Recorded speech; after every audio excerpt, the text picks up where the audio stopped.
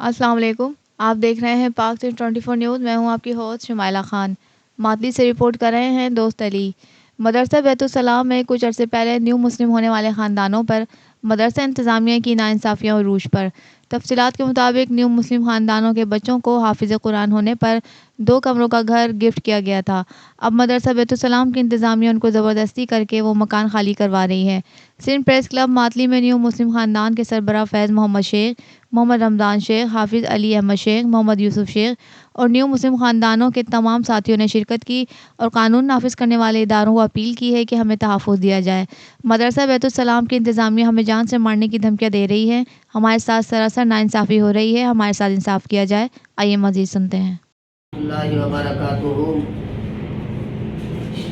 अल्हम्दुलिल्लाह आऊं हाफिज़ कुरान अली अहमद शेख आहियां ऐं जेको असांखे मदरसा बैतुस्सलाम जी इंतज़ामिया जामिया दारुल उलूम अल हुसैनिया शहदादपुर जे मोहतमीम कारी अब्दुल रशीद साहब असांजे उस्ताद असांखे इहो चयो त ही घर जेके बि नओं मुस्लिम जी कानूनी थिए जेके बि नयो मुस्लिम ख़ानदान मां हाफिज़ कुरान ऐं आलिम दीन थींदा त हे घर जेकी कानूनी ठही आहे त ही उन्हनि खे असीं हमेशह जे लाइ ही तव्हांखे असीं गिफ्ट करे ॾियूं पिया।